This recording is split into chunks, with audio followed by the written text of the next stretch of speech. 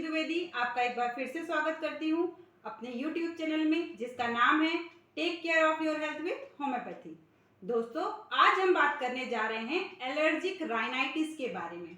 एक तरह से देखा जाए तो एक तरह की एक खारिश है, जुकाम है, ये इसे हम एलर्जी भी कह सकते हैं। आज हम एलर्जिक राइनाइटिस के बारे में डिटेल में चर्चा करेंगे कि ये क्या होता है, ये क्यों होता है, इसे हम कैसे पहचानेंगे, यानी कौन से लक्षणों की मदद से हम पहचानेंगे कि एलर्जिक राइनाइटिस है, और साथ ही साथ जो इसका सबसे इंपॉर्टेंट पार्ट है वो है होम्योपैथिक ट्रीटमेंट।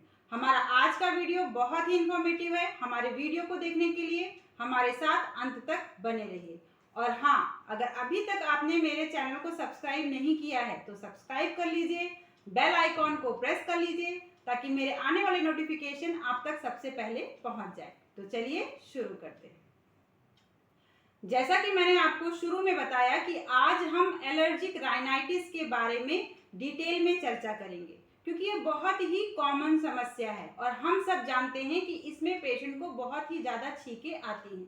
तो इससे पहले हमें ये जानना जरूरी है कि आखिर एलर्जिक राइनाइटिस होता क्या है। तो जैसा कि नाम से समझ में आ रहा है, ये दो शब्दों से मिला है। पहला है एलर्जिक, दूसरा है राइनाइटिस। इसको हम अलग अलग समझते हैं। सबसे पहले हम ये समझते हैं कि आखिर एलर्जी क्या होती है।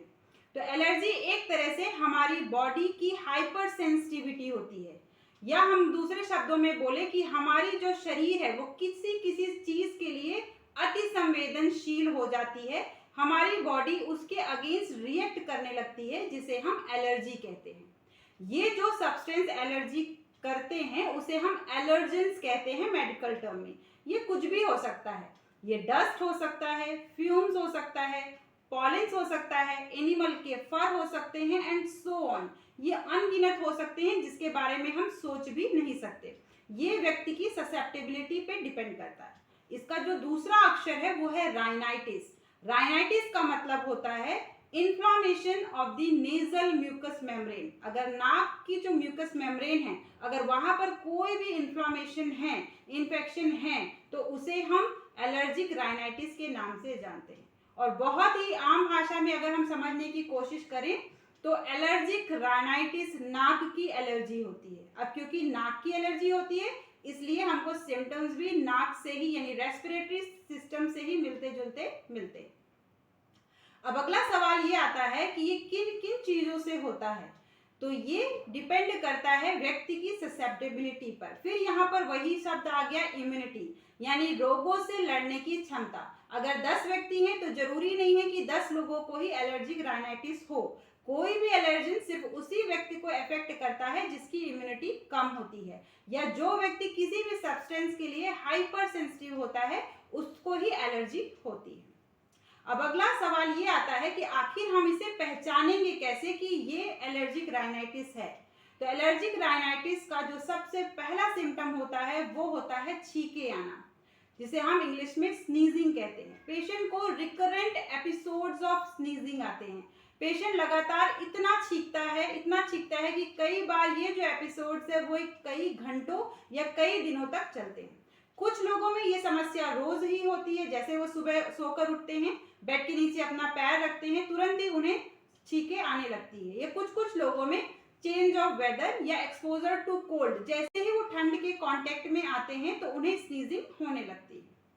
जो दूसरा इसमें लक्षण है वो है नाक से पानी आना। इसमें नाक से पानी आता है, आंख से पानी आता है, कई बार आंखों में जलन होती है, रेडनेस भी होती है, कुछ लोगों को गले में खराश होती है। अगर इसको हम लंबे समय तक ठीक ना करें तो कुछ लोगों में रेस्पिरेटरी प्रॉब्लम यानी ब्रेथलेसनेस, श्वास लेने में तकलीफ भी देखने के लिए मिलती है। होम्योपैथिक मेडिसिन के द्वारा हम एलर्जिक राइनाइटिस को 100% ठीक कर सकते हैं, इसलिए घबराने की जरूरत नहीं है। सबसे पहले आप ये समझिए कि क्या इनमें से आपको कोई भी लक्षण मिलते हैं। कभी चेंज ऑफ वेदर या एक्सपोजर टू कोल्ड, या मॉर्निंग में आपको अगर लगातार छींकें आ रही हैं बिना किसी कारण के, मतलब आप बारिश में भीगे नहीं हैं, आपको सर्दी खांसी नहीं है, और ये अगर एपिसोड्स लगातार होते रहते हैं, इसका मतलब आपको एलर्जिक राइनाइटिस हो सकती है। कुछ लोगों में नाक में पानी और जलन भी देखने के लिए मिलती है। अब जो इसका अगला पार्ट है वो है मेडिकल ट्रीटमेंट, कि हम कौन सी होम्योपैथिक दवाइयां इसमें ले सकते हैं। तो दोस्तों, जैसा कि मैं पहले भी आपसे बोल चुकी हूँ कि ये जो वीडियो बनाया गया है वो सिर्फ गाइडेंस एंड अवेयरनेस पर्पज से बनाया गया है। अगर आपको कोई भी ऐसे लक्षण मिलते हैं जिससे आपको समझ में आ रहा है कि आपको एलर्जिक राइनाइटिस है, तो आपको किसी कुशल होम्योपैथिक चिकित्सक से मिलना चाहिए। वो आपकी प्रॉपर केस चेकिंग करेंगे। केस चेकिंग करने के बाद जो आपकी सिम्टम सिमिलैरिटीज में जो मेडिसिन निकल के आएगी, उस बेसिस में जो सिलेक्शन होगा वो बेस्ट होगा।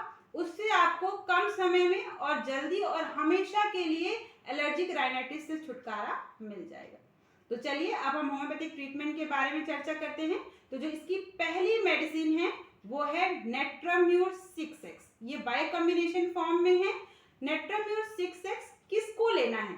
नेट्राम्यूर 6X उन लोगों को लेना है जिनको मॉर्निंग में स्नीजिंग देखने के लिए मिलती है। जो लोग सुबह सो के उठते हैं, अचानक से उन्हें अगर छींकें आने लगी हैं, तो ऐसे केसेस में नेट्राम्यूर बहुत ही अच्छा काम करती है।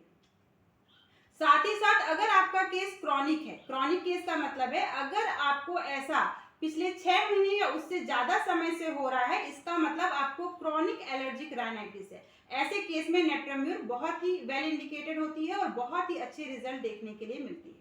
अगला सवाल ये है कि हम इसे लेंगे कैसे, क्योंकि ये बायो कॉम्बिनेशन फॉर्म है, ये टैबलेट जैसा होता है। तो इसकी 4 गोली आपको सुबह लेना है, 4 आपको दोपहर में लेना है, 4 आपको रात में लेना है, खाना खाने से आधा 1 घंटे पहले।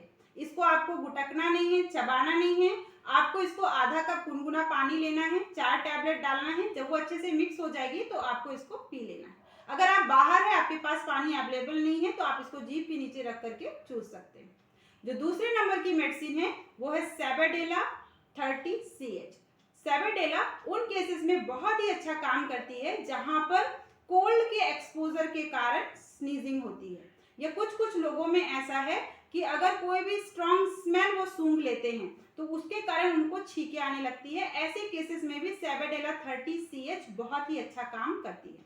कुछ लोग ऐसे हैं कि थोड़ा भी मौसम परिवर्तन होता है, चेंज ऑफ वेदर होता है, तो उनको छींकें आने लगती है, नाक से पानी आने लगता है, आंखों से पानी आने लगता है, गले में खराश हो जाती है। कुछ लोगों को सॉफ्ट पैलेट में भी खराश देखने के लिए मिलती है। ऐसे केसेस में सेबाडेला 30CH बहुत ही अच्छा काम करती है। आपको इसकी 2 बूंदे डायरेक्ट टंग में मॉर्निंग में लेना है और 2 बूंदे आपको रात में लेना है।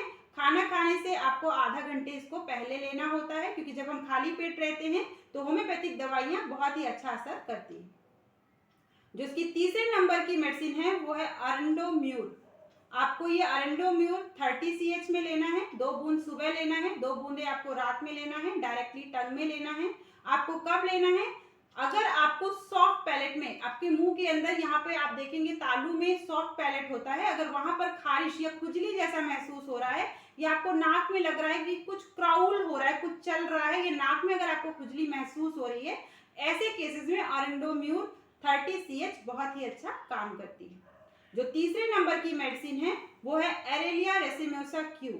आपको एरेलिया रेसिमोसा क्यू की 10-10 बूंदे सुबह शाम लेना है। आधा कप पानी में आप लीजिए, आपको बहुत ही अच्छे रिजल्ट देखने के लिए मिलेंगे। ये आपको कब लेना है? अगर आपको हे अस्थमा है या स्प्रिंग सीजन में आपको एलर्जिक राइनाइटिस होती है, ऐसे केसेस में ये बहुत ही वेल इंडिकेटेड मेडिसिन होती है। खासकर जो मार्च अप्रैल का सीजन है, अगर तब उस पर्टिकुलर सीजन में अगर आपको होती है राइनाइटिस, ऐसे केसेस में ये बहुत ही अच्छा काम करती है। जो 5वें नंबर की मेडिसिन है वो है डल्कामारा 30CH। डल्कामारा समर में यानी गर्मियों में आपको बहुत ही अच्छा काम करती है। गर्मियों में अगर आपको स्नीजिंग होती है, छींकें आती हैं लगातार, जिसके लंबे अटैक्स चलते हैं, ऐसे केसेस में डल्कामारा 30 बहुत ही अच्छा काम करती है। या कुछ लोगों को ग्रॉस यानी कि जिसको हम भूसा बोलते हैं, ग्रास के पॉलन के कारण अगर छींकें आती हैं, तो ऐसे केसेस में डल्कामारा 30 बहुत ही अच्छा काम करती है। अगर हम एलर्जिक राइनाइटिस की बात करें और आर्सेनिक एल्बम 30 और एलियम सीपा की बात ना करें, तो कहीं ना कहीं हमारी बात अधूरी रह जाएगी। यहाँ पर 2 और मेडिसिन है जो कि बहुत ही अच्छा काम करती है एक्यूट केसेस में।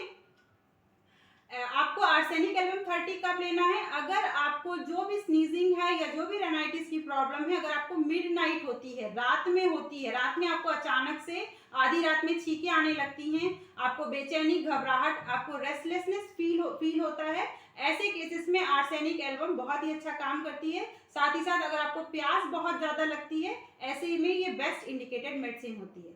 साथ ही साथ एलियम सीपा 30 आपको तब लेना है जब आपको जो नेजल डिस्चार्ज हो रहा है अगर वो जलन वाला है, यानी एक्सकोरिएटिंग डिस्चार्ज अगर नाक से हो रहा है, ऐसे केसेस में एलियम सीपा 30 बहुत ही अच्छा काम करती है।